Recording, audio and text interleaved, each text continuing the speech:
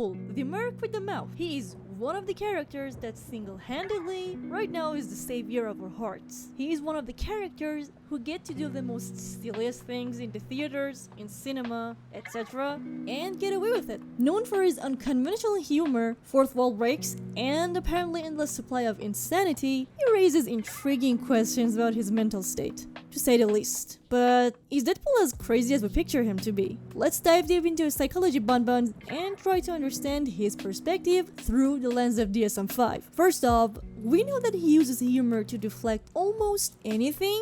This is an anxiety response, most likely, just like how aggression or avoidance could be. There is also something very powerful about being joyful in the moment. Emotions are contagious. If you have a powerful emotion like hope, it can be often fed into the people around you. We can say maybe for this character, it's about practicing how to operate in stressful situations and still walk forward. If Deadpool was a more serious and grumpy character like a certain someone we know, not Logan, many things might have not worked the way they did for him. Deadpool has had amazing practice turning off his anxiety system, I can say, that being present and enjoying the moment in a way that his neurons are wired together can help him make the center of his brain that deals with joy get stronger. But Wade, sadly, despite all his positive energy, definitely struggles with some things, like PTSD. The Weapon X program, which subjected him to a painful and experimental process, likely caused PTSD. And factors that can support this could be as the stressor, given how he had a life in the military, and traumatic events as he mentioned with Vanessa in the first movie. Sadly, we don't know which one are real and which are not. He definitely has the stressor option. The second one, the negative cognition. Deadpool sees himself as the bad guy, not the world-saving type of guy, and the world around him constantly shitty. The third one, avoidance. He uses drinks, drugs, dare I say jokes, and violence as a means to cope. Number 4, Deadpool is constantly talking. Like, hello, does this guy ever shut up? He doesn't exactly shy away from being aggressive as well, and he's also super hyper aware about anything he does. And the fifth one, he has some involuntarily reactions to distressing thoughts, memories, images, especially in the first movie, given how he can't handle the new looks he have gotten. But I want to add something interesting here. Enter Viktor Frankl and existential therapy. Unlike the medical model, which focuses on diagnosing and treating disorders, existential therapy is all about finding meaning in life, even in suffering. So, how does Deadpool fit into all this? Despite all the chaos and carnage, Deadpool's story at its core is about finding meaning in his suffering. This guy is scared, angry, and a little bit insane, but he is also driven by purpose. Protecting the people he loves, even if he has to kill a few or a lot of bad guys along the way. Okay, how can existential therapy apply here? We can start with him finding meaning in his life. Existential therapy would encourage Deadpool to find purpose and meaning, which is something he kinda does. Taking responsibility, confronting his anxiety, and embracing authenticity are some of the rest of the things that existential therapy can apply here. This is an approach that we see manifest more in the second movie. Wade losing the meaning in his life, attempting to end his own after losing Vanessa, and trying different approaches to confront his inner conflicts, and embracing more and more on being himself, can be signs that this man is dealing with grief and also maybe a short-termed, and by term I mean maybe in a short amount of time, of depression. And I'm gonna get back to this. This can be seen in a way that given how many new challenges are thrown at this man in a very little time in the first and the second movie, he has an itsy-bitsy time to adjust, especially to something like his new looks and abilities, which is something he was not born with, unlike mutants. I can say he's doing a very fair job at keeping himself sane, but Deadpool slowly starts to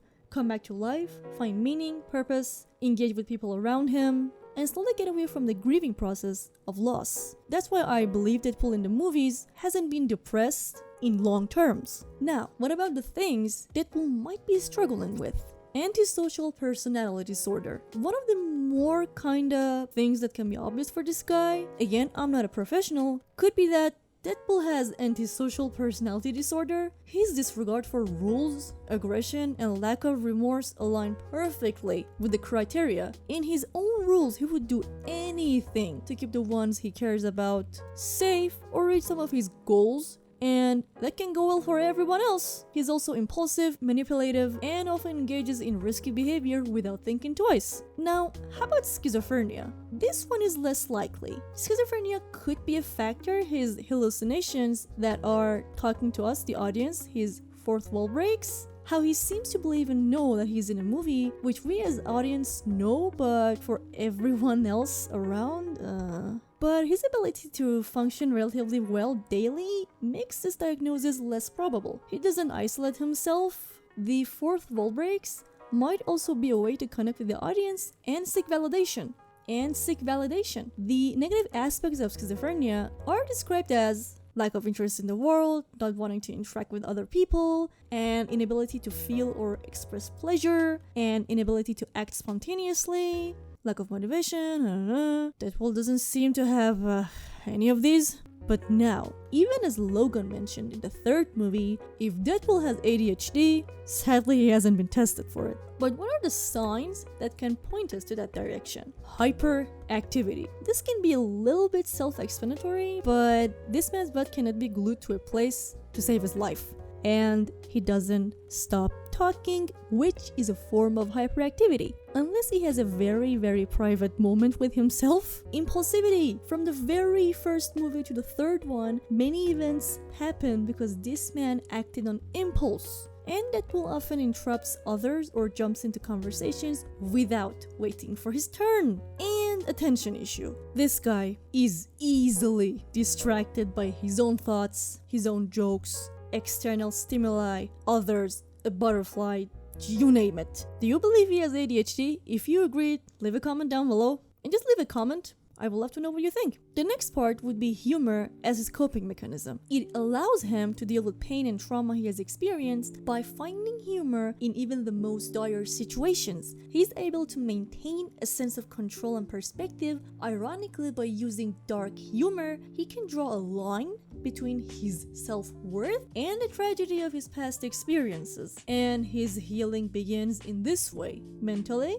that's why we see him hanging out with his friends again in the second movie. Trauma and grief are some of the hardest challenges we must face, and I don't want to dismiss any sort of grief or pain that people, myself included, might have experienced earlier in life and have had more time to adjust to the pain. But someone like Deadpool, whose pain and mutation, his ugliness on the outside and new traits on the inside are far more fresh for him, might have a harder challenge to deal with this. Deadpool's healing factor allows him to survive extreme injuries, lean into it, using it as a kind of fuel to dive into situations, and the pain he endures serves as a constant reminder of his purpose, pushing him to keep going even when things seem hopeless. Psychologically, this can seem as a form of resilience. Deadpool's ability to embrace and even laugh at his own suffering allows him to keep moving forward, turning what would normally be a crippling existence